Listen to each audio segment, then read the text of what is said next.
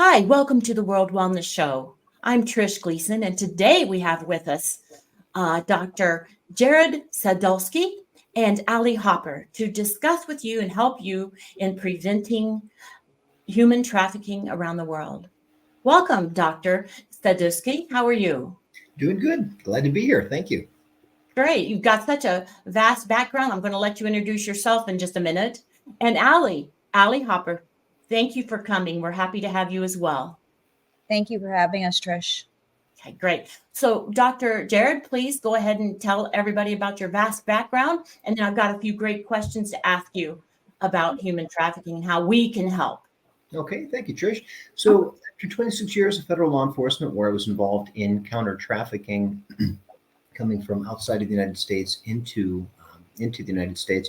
Following that career, I've gotten involved as a criminologist, where I've spent time on the border on both sides, between Mexico and the U.S. Spent time in Central America interviewing sex traffickers and other human traffickers in the prison setting in Central America. Also did a lot of work in South America with Interpol, specifically in Bogota, Colombia, where I've gone down and I've heard the stories firsthand in terms of what's going on with human trafficking. And I take that information and I deliver it to those that can make a difference. So, my partner, Ali, is going to introduce herself in a second.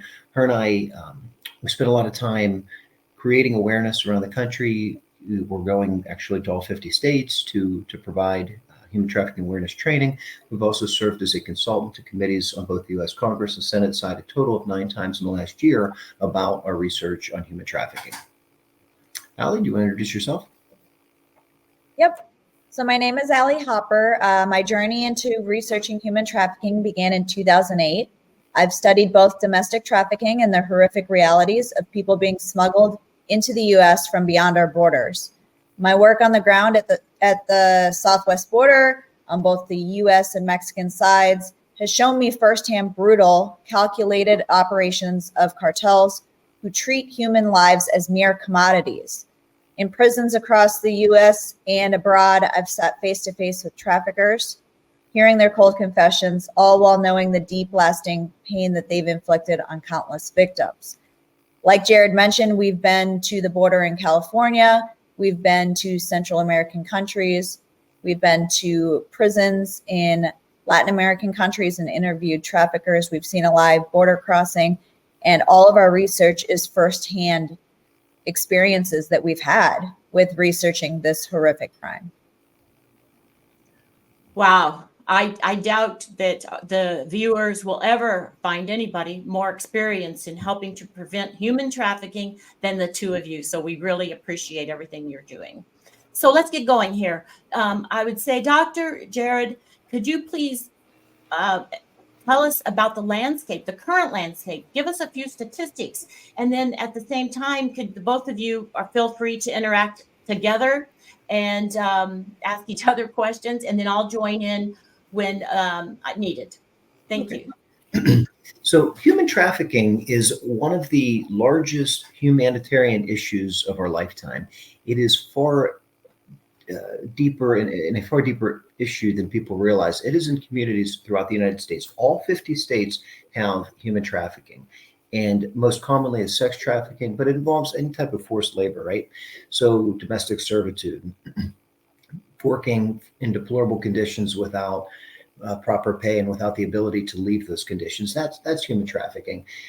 So what we're going to talk about today is human trafficking. We're talking about the border, but I really want to emphasize that the most significant amount of trafficking exists within the United States involving U.S. citizens. So sex trafficking, the vast majority of victims are in fact U.S. citizens. This occurs through grooming through the internet. And what happens is people go onto the internet that are traffickers, they look for vulnerabilities. As soon as they see those vulnerabilities, they begin to groom and entice people. So, for example, if a child goes onto the internet and says that no one understands them or they hate their parents, and they vent on the internet and they say things like that in social media, on gaming platforms, that's gold to traffickers. That's what they're looking for. And as soon as they see that, they begin to exploit that by developing a persona that will be attractive to that person, right? So they'll go and they'll research that person's social media profile, see what what their interests are, and they'll create a persona around that person's interest, and they'll basically gain the trust of that person to the point that they compel the person to ultimately meet with them. So, Ali, can you talk a little bit about anti-grooming in Florida and the need for legislation in terms of strengthening our laws? Yeah, so actually it was interesting. The legislation was brought to me as an amendment from a mother that was working hard in Illinois to amend their grooming law. So Illinois has had a grooming law on the books since 2012. They brought the amendment to me to see what I could do. And I realized very quickly that we didn't have a grooming bill on the books. And so there was nothing to amend as far as longevity of someone's sentencing and stuff and items like that. So what we did was we looked at the criminal code. We realized that there was a major gap in the criminal code, that there was a gap between when you lure and entice a child, you're already past the grooming stage, you're already past the manipulation stage. And to take a step back, grooming in this sense, in the sense of the bill, is that it is adult to minor sexual grooming. And what this does is that's that manipulation, that inappropriate communication and conduct that happens between an adult with a minor as defined by the individual state. And so law enforcement can't intervene. They can't step in. And you know more than anybody as being a law enforcement officer, you can't step in unless there's a luring and enticing component, unless there's child pornography or some sort of obscenity that's being enacted. So as far as just simple communication, a text message, a voicemail, if you were acting inappropriately as an adult with a minor, law enforcement really couldn't do much. And so we worked hard to develop language to implement and get the anti-grooming bill signed by the governor, and now it's a felony 3. Mm-hmm. And you've been able to take that legislation and pass it in multiple states, and that really, it reflects the importance of, and we'll talk a little bit later about what people can do to get involved, but looking at the anti-trafficking legislation is really important. And it doesn't have to be, just our state representatives. It could be anyone, right? So we have a problem, within the United States in terms of grooming on the internet, our children going onto the internet, expressing vulnerabilities, being taken advantage of. But we also have a problem that's going through the southwest border. And a lot of Ali and I's work has been focused on what's going on at the southwest border. And we come at this from an apolitical view. We don't bring politics into this. We look at this as a humanitarian crisis. And I want to share, with our audience a little bit about what we're seeing down at the border. So we were on the border in February and had the opportunity to go into a shelter, a migrant shelter. So what happens right now is that people that come through the southwest border, if they have family and they have money, then they go to their final destination. If they don't, they're often taken to shelters. And I was in one of those shelters, and I was hearing the voices of these victims that had been smuggled and trafficked to the United States. And what I heard was horrifying. I spoke to one individual named Alan from Peru. He explained that him and his family had been kidnapped by the Sinaloa cartel, taken to where they could have money sent to them via Western Union, and therefore they were able to live. They were actually kidnapped twice on that journey. I spoke to another individual that saw 2 people murdered because they had no money for bribes. But the saddest story was a mother who was in the shelter and refused to let her child out of her arms. And hours went by that she refused to let this child out of her arms. And when the staff said, well, why don't you set your child down and let your child play with the other children? You're safe here, you're in a shelter. She explained that the cartel, specifically the Scorpion cartel, which is a faction of the Gulf cartel, that the cartel not only stole all of her belongings, but also the other 2 children that she started the voyage with, because she had no money for bribes. And then that made us wonder, well, why would cartels want children? Why are they stealing? Why are they kidnapping children? And Ali, can you elaborate on that? Yeah, so basically why these cartels want children is to implement these processes that we're already seeing with sex and labor trafficking. They are able to acquire these children and be able to smuggle them across the border and have them owe a debt to these cartels and gangs and work off that debt, whether it be through sex acts or labor. Mm-hmm. And what we found, so Ali and I have gone into the prison setting in Central America, and we've talked to people that are currently incarcerated, that were formerly incarcerated. We've talked to people that were incarcerated in the United States and then deported back to their home country in Central America. And what they've explained to us in terms of how human trafficking actually occurs and what traffickers understand about human trafficking and how that differs from the general public and certainly from law enforcement is horrifying.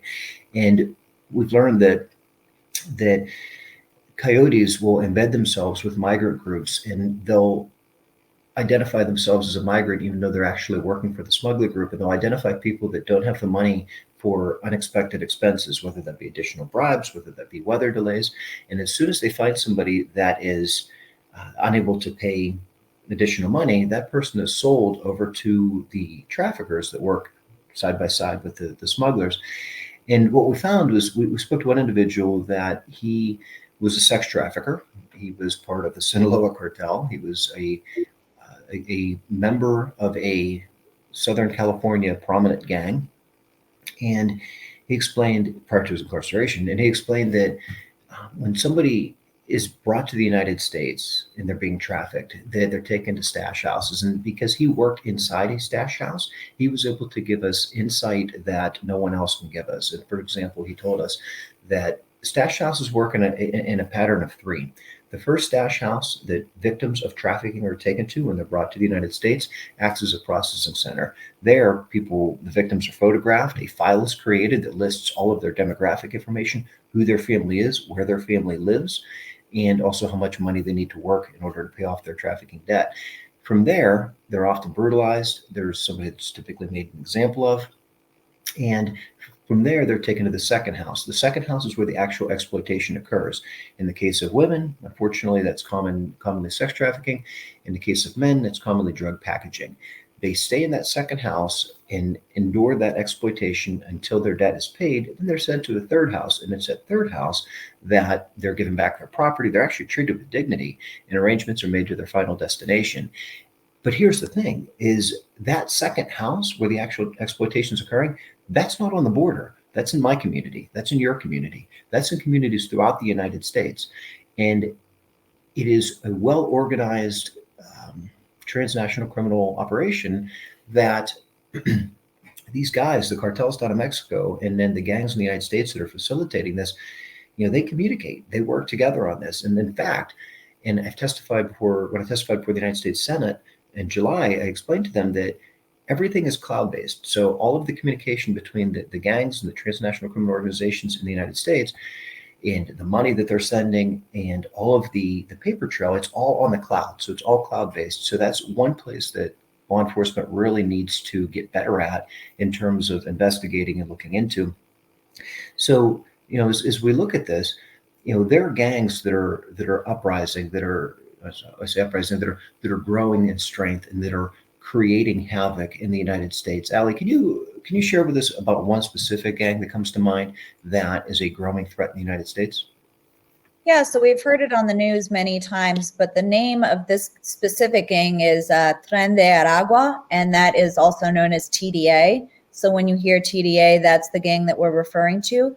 That gang is far more powerful and dangerous than people realize. They're a gang that was originated out of Venezuela, and they're more like a terrorist organization than a gang. They seek refuge in Venezuelan communities within the United States that protect them. And they're in many locations, more than what the news is actually reporting. They're ruthless. They have no qualms with jumping into any industry, whether that's drugs, sex, human, arms. So there's no standards. And it's basically, like I had already articulated, a terrorist organization. That's a great point. So 5 years ago, I was asked to go to Central America and to speak on counter human drug trafficking and counter human trafficking. And prior to that trip, I had watched this Netflix documentary titled "The World's Toughest Prisons," and I learned about this country's prison. And this prison, what really set it apart for me is, and my faith is very important to me. So, what really set this prison apart from other prison and settings and other criminal justice settings around the world is that this entire prison is operated on a Christian-based operating model, and as a result, it has one of the lowest reoffending rates in the world. And what really stands out to me is this is a poor prison in a poor country. And when I was there to go and speak on counter drug trafficking and human trafficking, I was invited to come and see the prison. And when I walked around that prison, I saw true change. I saw a true rehabilitation. I saw things that are really working. And this prison, when I came home, I couldn't sleep at night. I knew there was something more that I needed to be doing. So for the last 5 years, I've been leading teams down to this prison, and we've been providing training to not only the staff, but also to the inmates. We've been providing life skills training, how to be a father when you're incarcerated, how to manage anger, things of that nature. And the result of that is that we've been able to gain the trust of many of the inmates. Why that's relevant to this discussion is some of those inmates are in there for human trafficking. So Ali and I are now, we're partners, and we go now into this prison, and we go and we talk to these people, and we sit at a desk across from, and we look into the eyes of murderers and sex traffickers. Ali, what stands out to you the most about our research and our work down there in the prison? Obviously the faith-based component of it, it's really transformative. Whether you believe in or have a faith or not, it has shown that it's working. I mean, in that show that you said, the guy that went into the prison is an atheist, and he went out and he was just astounded at the recidivism rate and how much it's lowered and how little per prisoner that they pay, but how much value faith, brings into that. But what I wanted to highlight about, I guess, the trafficking piece, like you mentioned a little bit earlier, was that it does affect all communities. Unless you plan on getting rid of trains, planes, and automobiles, every state is a border state. These migrants are coming in across the border, and actually they are now also coming in across the Canadian border. So northern states, the Canadian border is also an issue. But specifically focusing on the southern states, they are being transported via plane. We were on a plane ride with an unaccompanied child. We have seen migrant children being transported through our everyday, plane industry, airline industries like Delta, American, Southwest. There's no bounds as far as how they're getting migrants into the country. And then once they're there, their sponsors are whatever they give Border Patrol. They give them a name and a number, and there's no verification on the sponsor, their background, where they live. Many times it's been in an open field. There was a case where a child was delivered to a known MS-13 gang member. So this is an issue. And we went to a presentation a couple of weeks ago in one of the northern states, and we brought the Office of Refugee Resettlement data and showed them how many migrant children have been sent to their small state. And they were absolutely astounded.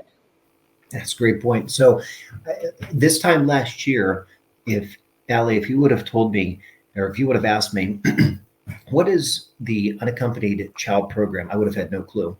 But whenever I heard in February about this mother that her two children were taken from her by the cartels, and I asked myself why.